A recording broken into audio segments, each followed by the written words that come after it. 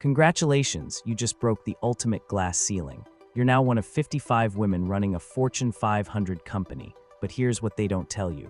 You're statistically more likely to have been promoted from within, which means you got 18% less compensation than if you were an external male hire.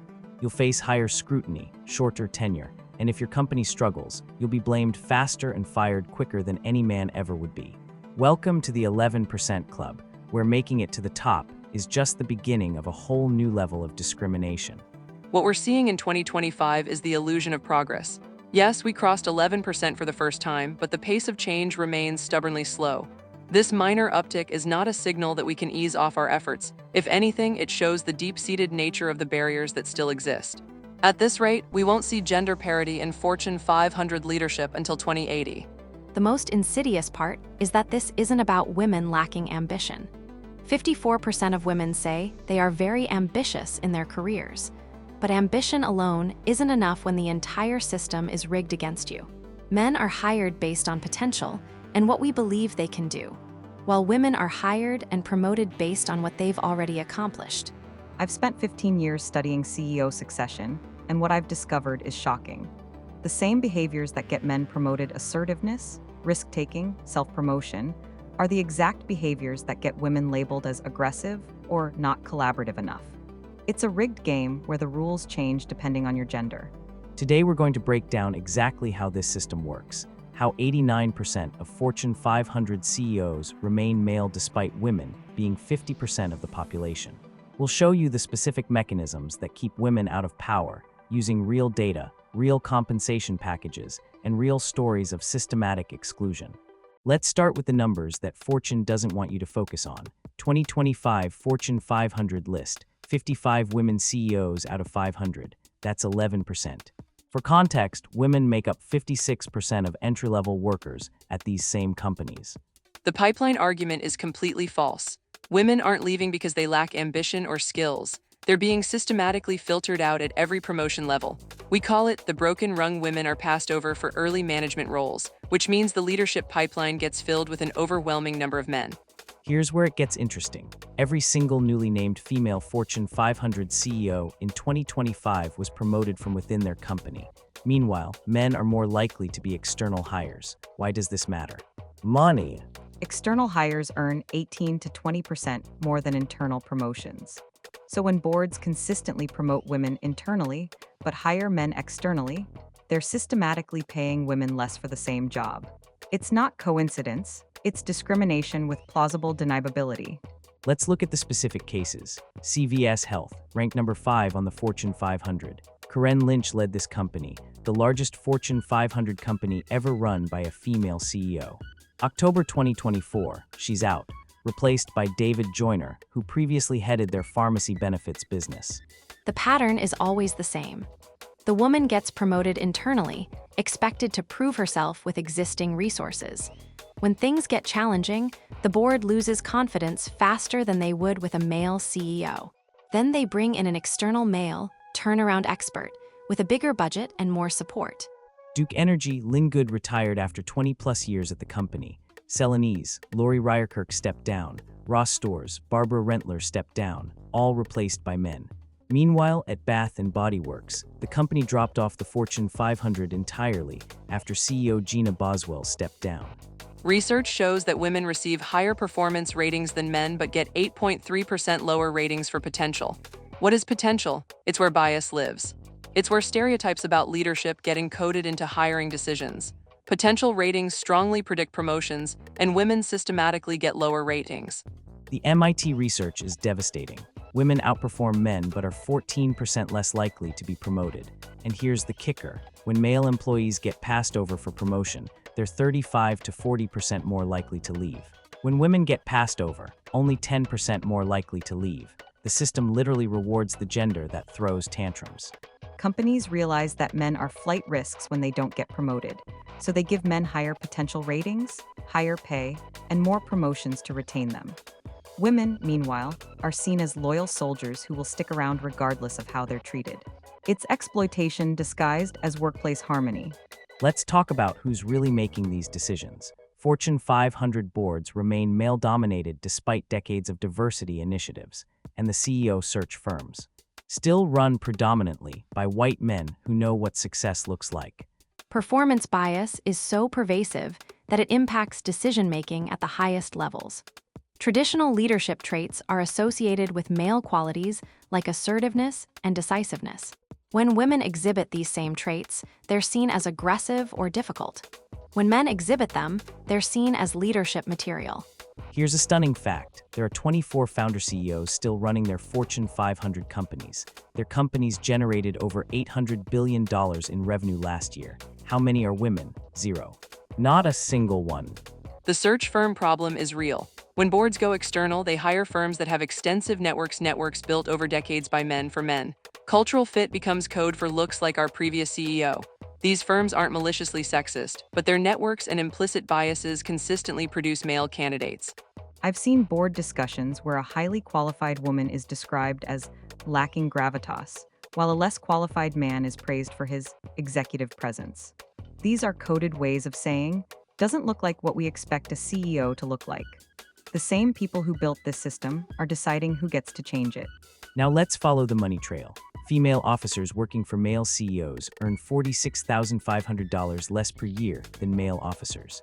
Female CEOs earn comparable total compensation to men, but only after taking a longer, harder path to get there. The gender pay gap at the top isn't about discrimination in the CEO role itself. It's about all the systematic underpayment that happens on the way to becoming CEO. By the time women reach the top job, they've already lost millions in lifetime earnings compared to their male counterparts.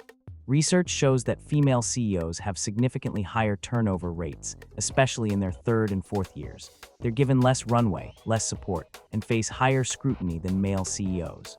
When performance falters, they're blamed faster and fired quicker. It's called the glass cliff phenomenon. Women are more likely to be appointed CEO during crisis periods when the chances of failure are highest.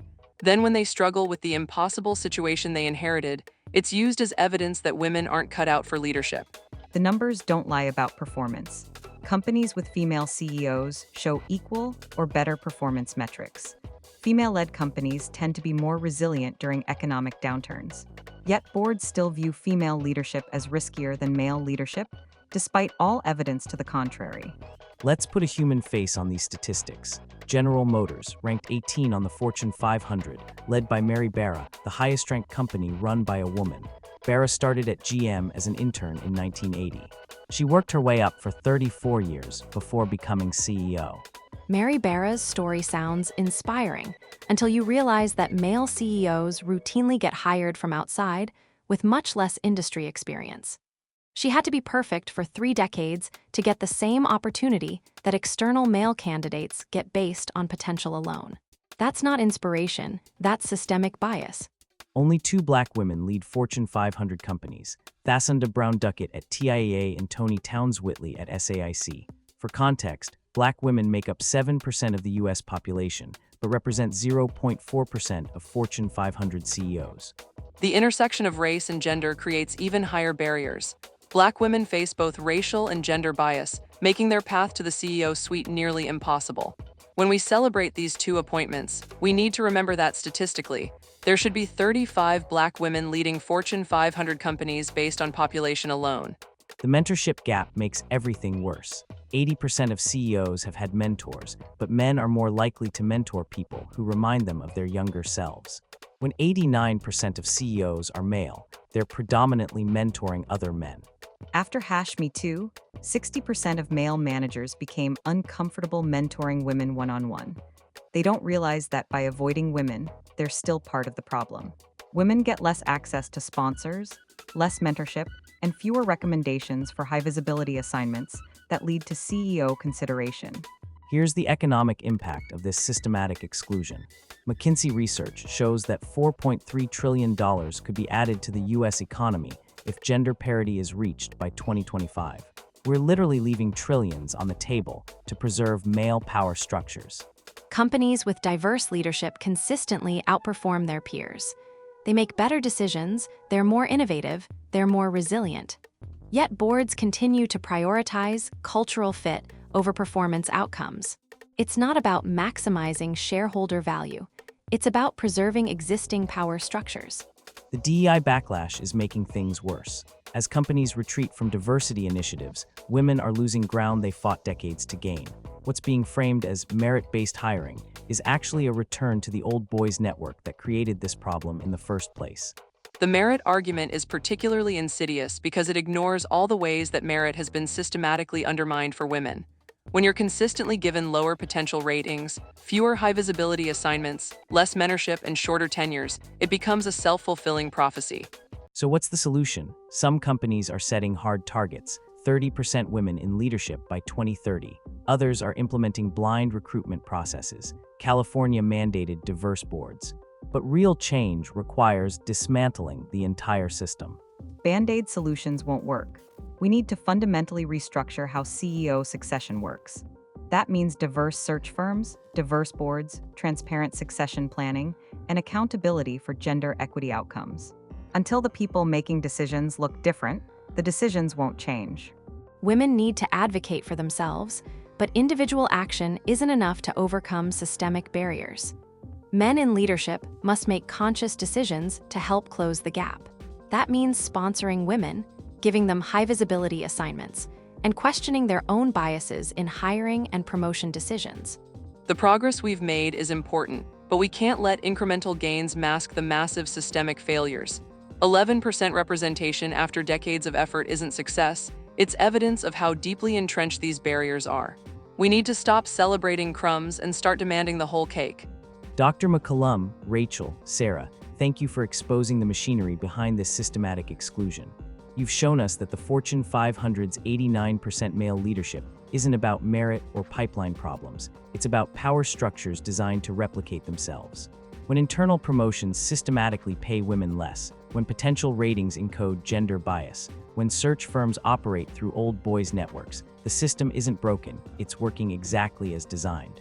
This episode was brought to you by Unstruct AI, where we explore the human cost of power protecting itself.